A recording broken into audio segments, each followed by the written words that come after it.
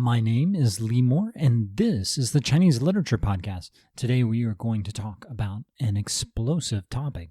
That is the longest short story. It's kind of long, more of a novella, just like a previous podcast I did on Hao Jingfang's Folding Beijing.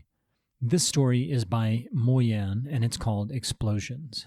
But before I do that, I just want to give y'all an update on the book China's Backstory. I have a tentative publication date from my publishers. It's September 30th, 2025. That could change, things like that happen in the publishing industry. If you want to sign up for the book, there is a link to it on my podcast webpage, ChineseLiteraturePodcast.com. And I have a menu item that will take you to my publisher's page. They are Unsung Voices books.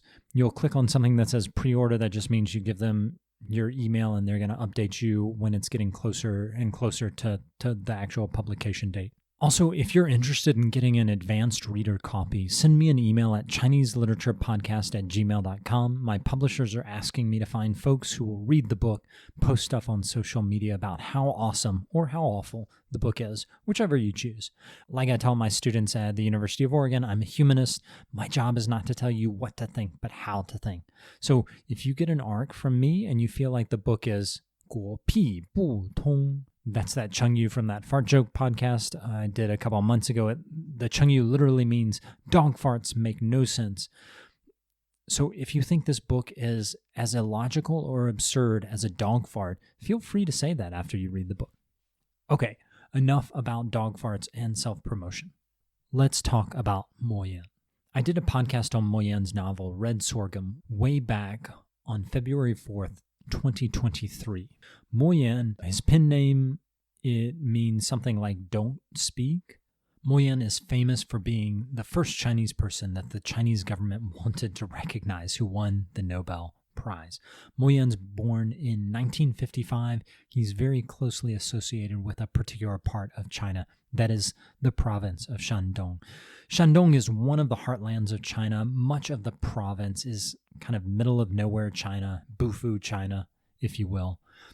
This is despite the fact that Shandong is the second most populous province in China. With 100 million people, it is as populous as the American states of California, Texas, Florida, and Georgia combined. Shandong has a couple of big cities, but a lot of it is fairly rural. And Gaomi County, where Mo Yan is from, is one of those famously rural areas. Lots of farms with tons of small villages where they all grow red sorghum. Mo Yan's writing is marked by growing up in this region. A lot of his stories take place in Gaomi County. In this story that we're doing today, Explosions, we aren't told where the story takes place, but it has this feel of small town China, kind of a place that seems like Gaomi. The story involves a trip to a very rural hospital. This hospital is a real dump, and we see a lot of kind of signs of poor infrastructure. When I was reading the story, it struck me as evocative of this region of Gaomi, Shandong. We're never told that it is or isn't Gaomi. We are told that on the radio, some North Chinese songs are playing, one from Shandong, one from Hebei, which is nearby Shandong. But we're also told that there's something about an Anhui opera, and Anhui is way down, kind of in central China, or in, I think most Chinese folks would regard it as southern China, but it's really kind of in the dead center of the core Chinese area. So probably we're talking about a scene that's in Gaomi, Shandong, but you can't really be sure. Mo Yan, before he was a writer, he actually served in the army. In fact, he became an author because the army actually has jobs for writers and other artists. The PLA actually has several important writers who have come out of writing for the PLA. Before Mo Yan was a writer for the PLA, he was actually a political commissar of sorts. So really interesting figure. Also someone who's very much deeply plugged into the Chinese state and the CCP. There's this sense in the West that to be a good writer in a communist society, you have to be a dissident. But Mo Yan's not at all a dissident. Mo Yan's most important work is Red Sorghum. It's a work of magical realism. I talked about it on that podcast from February 2023. The former head of America's National Endowment for the Humanities said that Mo Yan was China's answer to Kafka or Joseph Heller. I'm not really sure that I would say that. I think there are better people to say this is China's Kafka. Rob and I did an episode on her story, The Hut on the Mountain, is much more writing in the tradition of Kafka. And I don't think that Mo Yan is nearly slapstick enough to be compared to Joseph Heller. But I bring up that quote because it gives y'all an idea of what kind of writer Mo Yan is and how Mo Yan is being understood by famous people outside of China. In my podcast in 2023, I talked a lot about the politics of the Nobel Prize. I'm not going to talk too much about that, but I will say just a little bit because the situation for Mo Yan has changed quite a bit. Now, like I mentioned before, Mo Yan was never a dissident writer. He's very much part of the Chinese state-sponsored writing community. He was in the PLA. He became a writer while in the PLA. In 2009, when Chinese dissident writers at the Frankfurt Book Fair, the world's most important book fair, gave a speech on Beijing's censorship efforts, Mo Yan, along with several other state-sponsored writers, walked out to show their displeasure at what these dissident writers were doing. Mo Yan later participated in a ritual that signaled adoration of Mao Zedong. He and many other writers wrote out by hand Mao's 1942 speech on the Yan'an talks on literature and arts. Y'all may remember that's a very tyrannical speech that was partially about criticizing Dingling, and it's also partially about just saying that good communist writers had to follow the state. So again, I can't emphasize this enough. Mo Yan is not at all a dissident writer.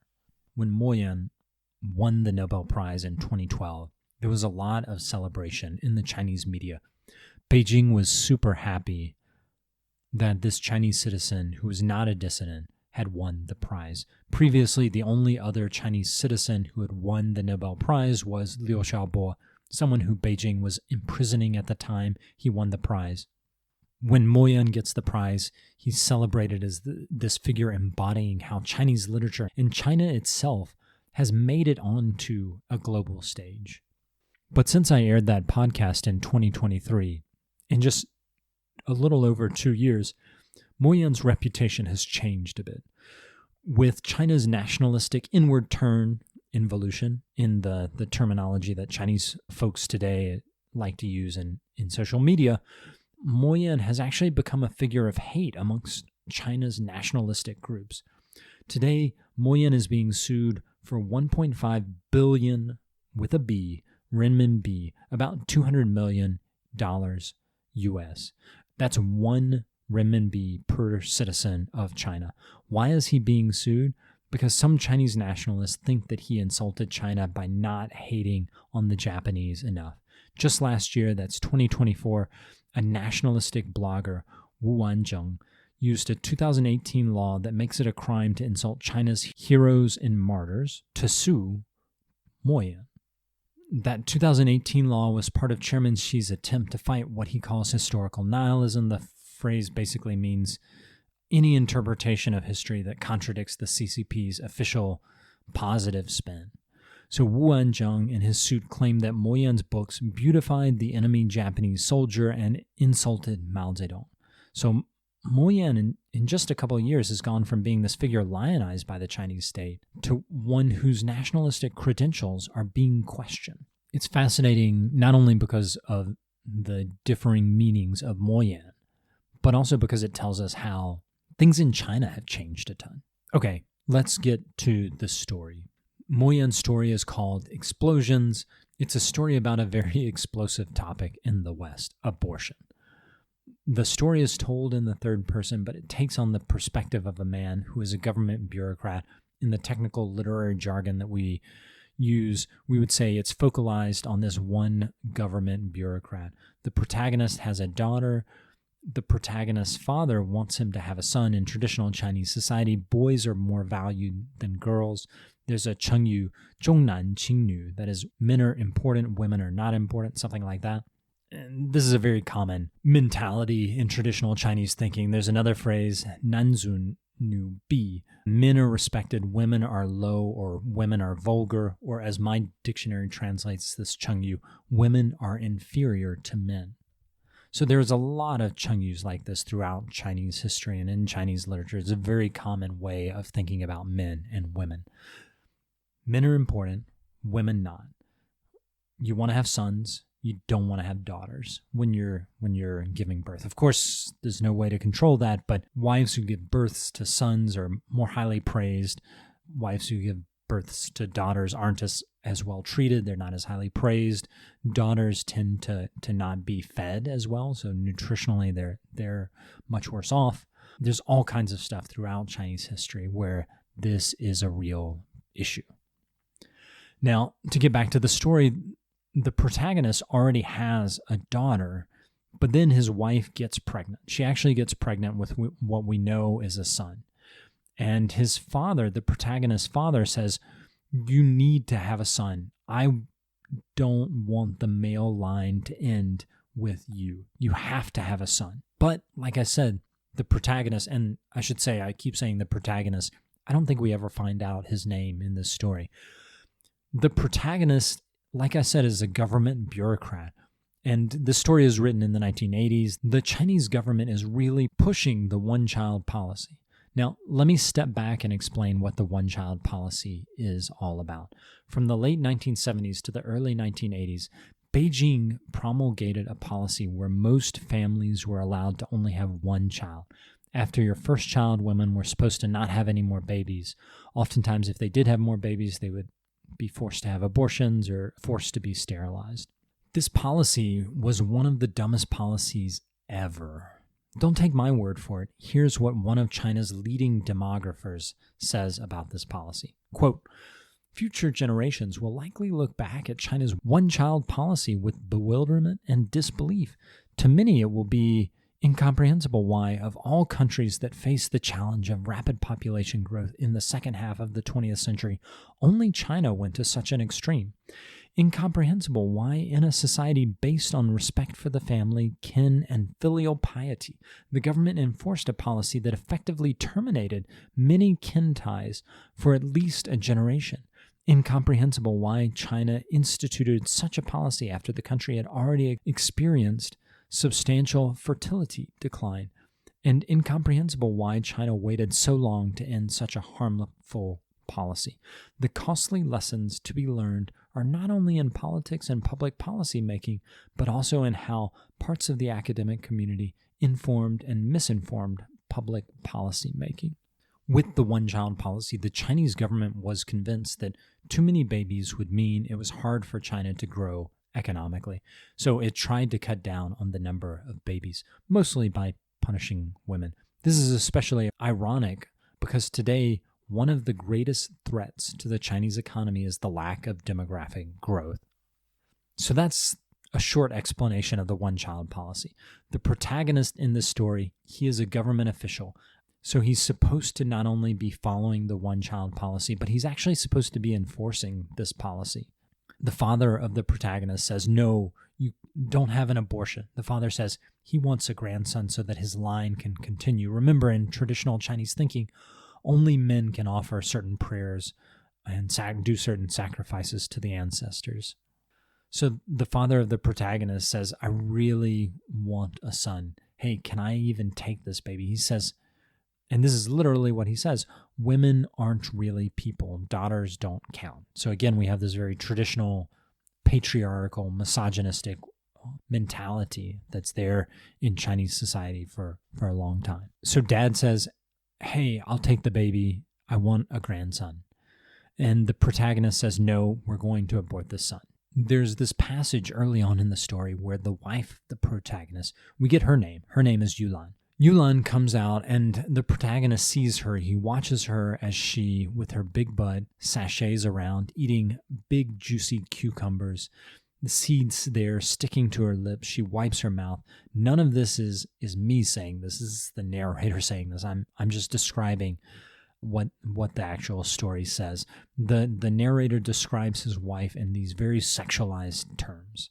And then as the narrator is clearly lusting after his wife and her comeliness, the narrator says, "Hey, look, you have to go have an abortion.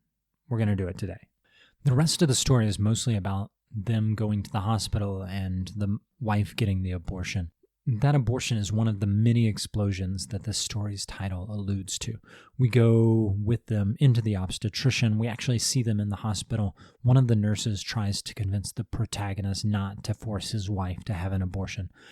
And all through this, we're having flashbacks from the love life of the husband and wife and some other stuff, lots of symbolism. We see a woman in the hospital give birth to a baby boy, and they leave happily bearing this baby boy. In another part of the hospital, we watch as a young man dies, and we see this family leaving sadly after the young man dies. These both seem clearly to be offering two different possibilities. One of a family that does have a boy, and another of a family that has just lost a boy. I'm not going to go through each and every bit of the story, but I want to point out something. In the final line of the story, another explosion happens. I'm not going to spoil it for you.